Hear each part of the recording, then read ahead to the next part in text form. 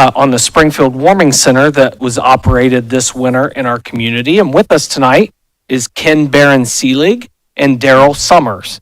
So with that, I'll turn it over to Ken. Thank you for joining us tonight. Oh, wow. Just that easy, huh? Cool.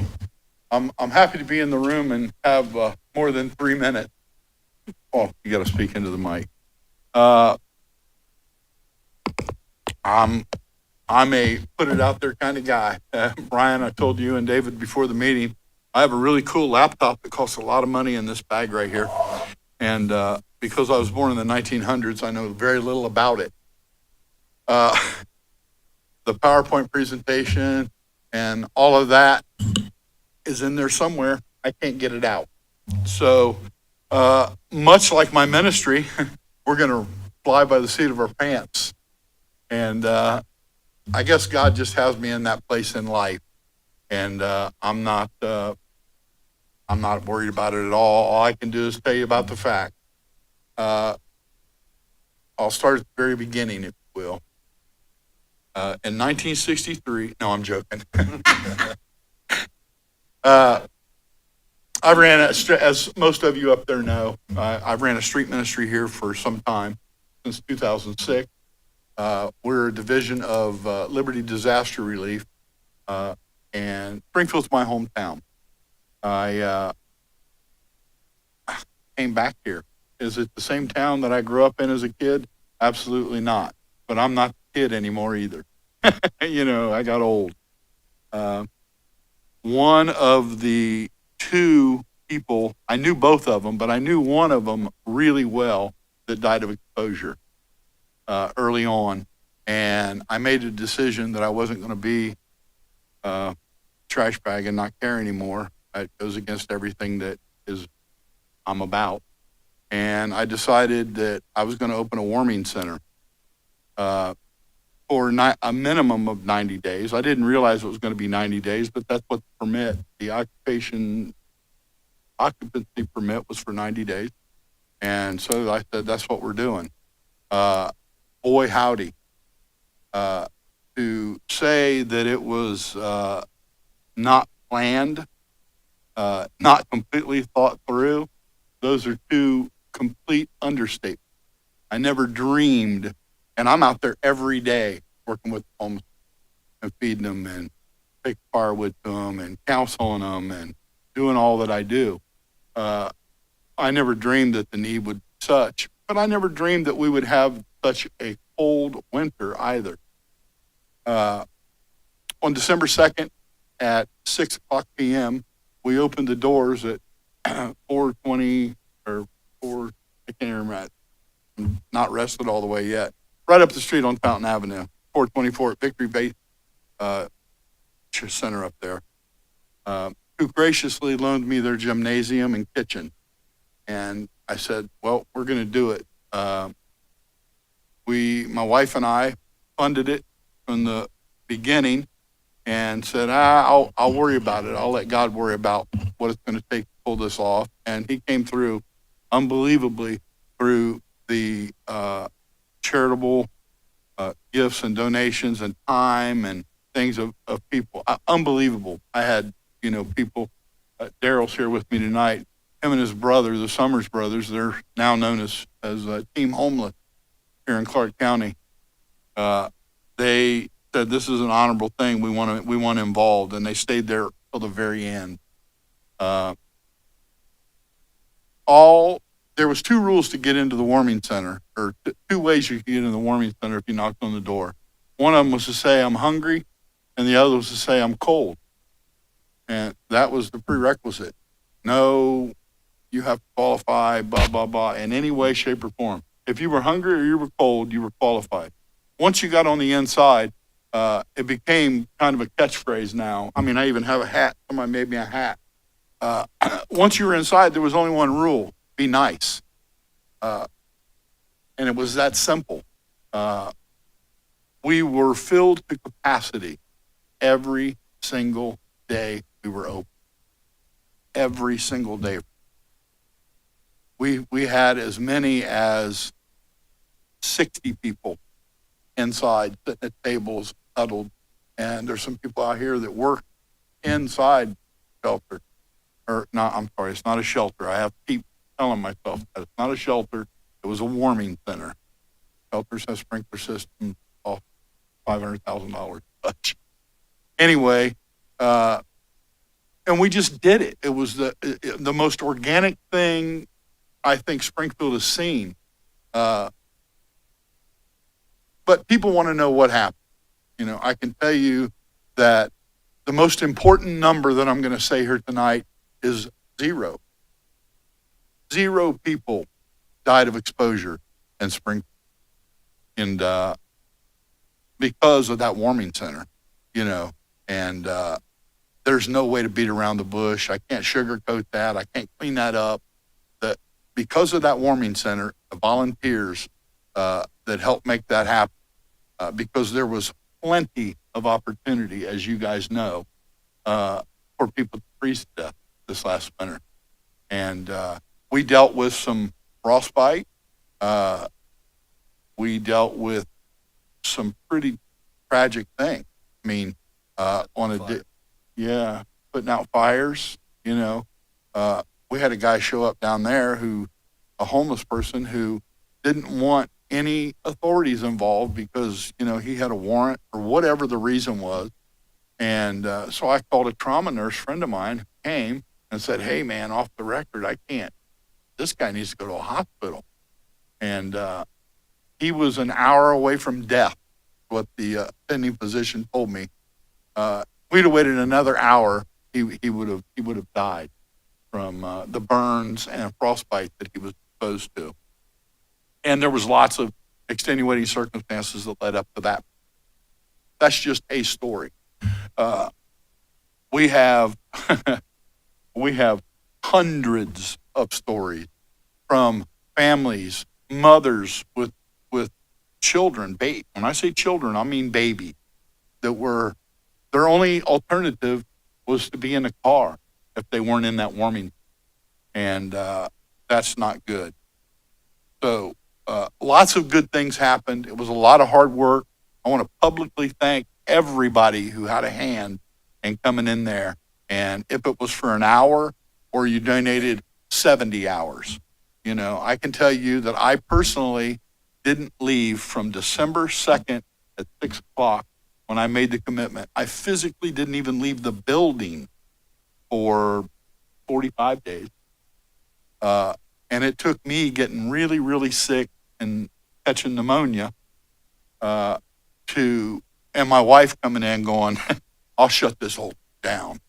You're either going to go home and let me take care of you for a day, or I'm going to call an ambulance. I got pretty sick. But it proved to me that absolutely positively not one man nor any one organization, for that matter, can handle the heaviness of that when it comes. I've always believed that all we got to do is build a building. We'll just put a new building up. We'll staff it with people and we'll do this. And that is nothing more could be further from the truth. It doesn't take a facility. It doesn't take policies and procedures. It doesn't take food. I mean, we had food. You know, it takes a community. And until we get the mindset of a community mindset where we all get together and be nice, this isn't going to work. I mean, council just recently released even more funds into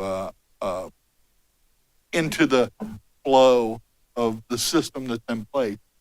I'm not at liberty because I don't have this really cool PowerPoint presentation. I spent the last 48 hours working.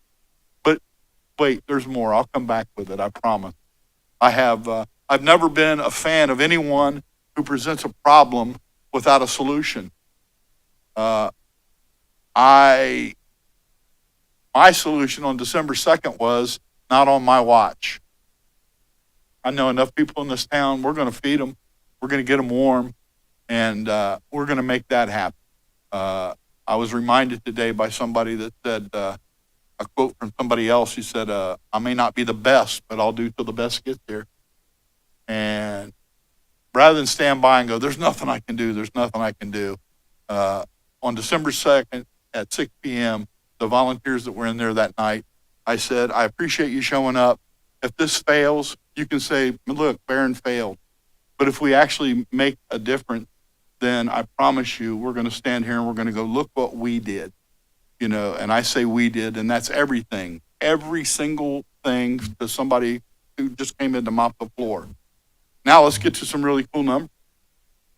I can tell you that in 90 days, 58 people, 58 human beings made a decision that they wanted something more than a warming center in their life.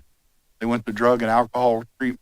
I can tell you, thank goodness for the connections that I have and the connections that were made for the drug and alcohol treatment plans that were there at least twice a week and sometimes daily. And because I don't have a treatment center, but I sure know a lot of them. And we sent a lot of people there. We sent 8 missionaries who were homeless people who came up there in the very early onset of it and said, man, this is cool. You know what? I mean, we're used to the rules. And, you know, I said, well, you know, just be nice. 8 of those people left and went to our, we have a full-time mission in Kansas City, just outside of Kansas City, Missouri. And I'm proud to report that they're all missionaries now. They all went out there and they're doing what they did here, helping out there. They got there and went, oh, wow, this is way bigger. And I go, yeah, but that's cool that they decided to do that. 21 people accepted Christ there. And as a pastor, I can tell you that meant as much to me as anything. 6 people got baptized. But again, the only number I really want to bring tonight is 0. 0. And people think that number has no value. 0. You know, I think it does have value. This 0 has a lot of value for the city of Springfield. You know, nobody did it. So I'm here tonight to plea with City Council. Let's continue. Let's not wait till it gets cold again. Let's not wait till people complain so much about the encampment that they can see right now because there's no foliage. I think this helped enlighten folks to the problem. There's a real problem. There are chronically homeless people here. Feeding them's not going to fix. Housing them's not going to fix. Case management is going to help fix it. You know, a lot of these folks need case management. There's a lot of mental illness, a lot of drug and alcohol abuse, you know. But for the first time, I seen people that didn't have addiction, that were homeless, you know, for financial reasons, you know, and it's crazy. We here in Springfield have an opportunity right now, and I'm in. I'll help. I'll share with you when I can get in my laptop. I'll share with you what I have in mind, and we can be a model city across the nation, guys. We can set the bar on how we handle our unhoused, and I'm ready. Are you guys? I think we need to do something with.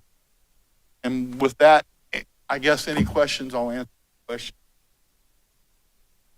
Thank you very much. Commissioners, any comments or questions? Commissioner Howson? First off, thank you for being here and thank you for everything you did this winter. It's truly admirable. And it's encouraging to see how many people stepped in and donated and volunteered as well. I do have one question for you. Just I'm sure that in this past winter you've learned a lot. Boy, howdy. Yeah. And just off of your experience recently, what do you think is the leading cause of homelessness in Springfield? I'm just really curious to know your perspective. And then I have a few other comments as well. Case management. There are people out there. I mean, guys, we truly need to consider a mental health facility where people can get on the medications that they need. And not just that. I mean, it's easy to diagnose and go, oh, you're whatever you are, and you can take this. But case management, they go, okay, here you go, and put them out. And there's no, Pull through. you know, yeah. I get calls every single day. Every single day. That's not an exaggeration. Every single day. I can show you on my phone where somebody got caught in the system. Hey man, you know, I got a job, but I don't have no ID, you know, and I can't pass a drug test because I'm on this drug or, you know, this and that. And I go, okay, hang on, let's take it one step at a time. Let's go get your ID, you know, and then let's work with your counselor or whoever. But the system is just overweighted. The boat is full, man. They can't even row it anymore. You know, the boat's so full they have to walk around and go, okay, well, you haven't tried to stab anybody, so we're throwing you off the boat for now. I mean, you have to qualify it like that. Who are the dangerous? You know, I had a knife pulled on me 3 times up there and a gun once, right up the street. And unbelievable, man. But as a pastor, I know, you know, and I'm a little different pastor than most of them are used to seeing, you know, and I kept it real. And that made a difference in 58 people's lives, man. I wasn't there jamming anything on them. You know, I wasn't up there telling them repent and all that stuff. While we all agree that there's things that you need to do, you know, I wasn't about that. People aren't listening to hear about Jesus. They're looking to see him. And we loved them up there. Thank you. The other thing I wanted to add before I forget, when you do get your PowerPoint pulled up or you find it, I would be really curious to see it if you would email it to us. Absolutely. Well, Thank you. we had a work session that was scheduled, and I was right in the middle of power washing. I forgot all about it because, you know, I turned in real quick back to a one-man show. And I just said reschedule, and then I got sick again after we shut it down. And we just haven't done that. Rob and Brian, Heck, a bunch of us are going to get together and sit down because I think that they know that I bring some cool ideas to the table. Definitely. Thank you again. You're welcome. Other commissioners? Commissioner Tackett? Thank you for your incredible work over the past 3 months in organizing and volunteering to support our homeless community. This winter, your dedications made a significant impact, and I truly appreciate your efforts. One of the questions I have is regarding safety, and I just kind of want to know, can you tell us about the steps you took to ensure the safety and well-being of both residents and staff at the center, since safety is a top priority for everyone involved? I know you were trying to help anyone, kids, females, male. You could just kind of elaborate on what you were experiencing with that and how to manage that. Well, early on, we had people from all walks of life. I mean, unbelievably. When the first mother and 2 children, you know, we'll refer to her as the mother and 2 children. She had a 2-year-old, and she had she had an 18-month-old, whatever that year, whatever, and she had a tiny baby. Found herself in a domestic situation. She fled, and she had a set of circumstances where she couldn't go to the places that are in place to help her with that. And they were flooded anyway. So I got everybody from all walks in this gymnasium, man. I can't put a mother and 2 children in there. So we rented her a hotel room until we could figure out what was going on. You know, I can't tell you the money. Oh, I'm sure I can. One day I'm going to get all the math added up on this. But we did that on several occasions. Families that came there, that it just wasn't conducive to have them in the same room. We were winging it. You know, we didn't have a shelter. It was just in the gymnasium on cot. We had a couple situations that came up to where the best thing to do was put them at a hotel somewhere. I mean, we took food, twice a day, and got them. I printed off these lists. I can show you. Here's a list of every place to live in Clark County. There's 8 pages, and it's everything from subsidized housing to low income to live-in rehabilitation, outpatient. Those are the resources that are available. Every single one was full. Lastly, were there any other supporting agencies involved in your efforts? Like, understanding these partnerships can help us see the broader picture of the community support, as you've mentioned, the rehab. Is there any agencies that you would like to mention? I'm not at liberty to say the rehab, Mhm. because I haven't had a discussion with them about discussing it openly. But I'm sure when we do this presentation where I have the PowerPoint, all that's in there, thanking them. And but security, no, there was no. I mean, everybody in here knows I'm a highway hiker. We do the toy run every year, and security was big burly bikers who, I'm not going to lie, had to actually get a hold of people and go, what part of Be Nice didn't you understand? And the Springfield Police Department, I mean, it got to the point where they knew they were unbelievably quick, especially in the light of a couple situations. I can tell you that a lot of people don't believe like I believe. The guy that pulled the gun on me, I went, do it. What? I don't think he can because God ain't done with it yet. He's like, boy, here. I go, do it, dude. I think it sucks here too. I want to go be with Jesus, but I don't think that's how it's going to happen. And that guy, I can tell you, was one of the success stories. And as part of that presentation, I still have to wait for the waiver to release it. But that guy got clean and sober. I got to watch him go through the whole thing, told everybody down there, that's my pastor, and when he came in there, he was so high on methamphetamine that he pulled a gun and was going to kill me. And I said, I don't think so, and we handled it. I won't go into the details, but then he realized that, this guy's different, and all the homeless people down there, you ask any of the homeless people on the street, they'll tell you, pastor's got hands. I'm not going to let you hurt anybody. But we keep it real. We got to the root of the problem. The guy is in church now. He's completely sober. He's in a sober living facility now. And I check on him every Thursday. And so since December, whatever date that happened, he has tested clean weekly and no desire to go back to it. So that's if that was the only success story out of the 90 days, it was worth it. Commissioner Brown? A lot of times we did separate, like family was talked about with little kids. We did separate. If they stayed, we put them in a different room because you don't know what to head out. We left a night light on, still observe what's going on. Nothing could happen as long as we were always there. I kept an eye on things, had our cell phones on. There was staff there 24 hours. If, sometimes it got as low as 2. Sometimes it'd be just him and I there. But, and people knew.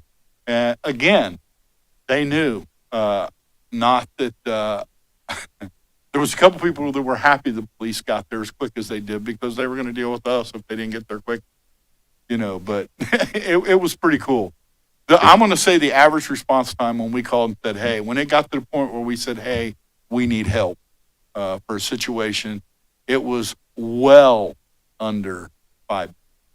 They're kind of close, but they knew that, and the cops that came in, they didn't just come up and be the heavy. They're like, they understood the situation we were in and the things that people were in the middle of. And I appreciate it. Very good. Commissioner Brown?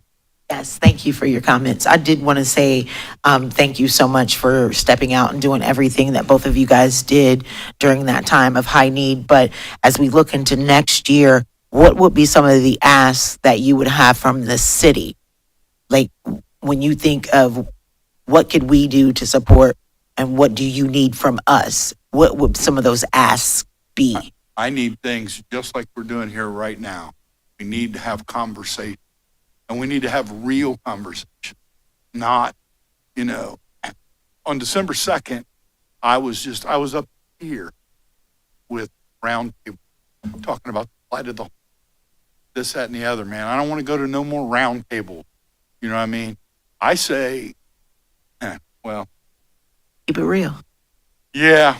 And early on, I said, I'm sick and tired of people leaning on shovels and praying for holes, Yep, you sure did. and I'm a digger.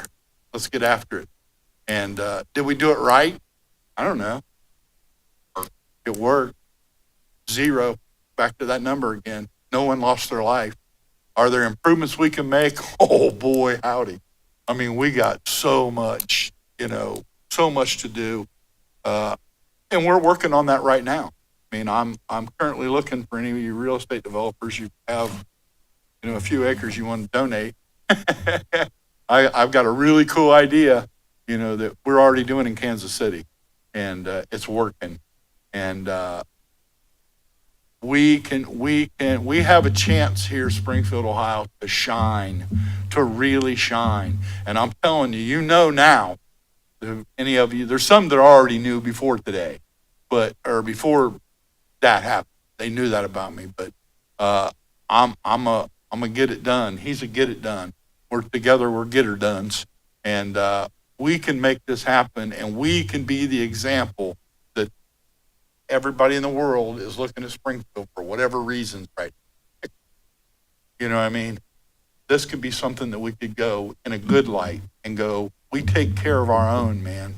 We take care of our own.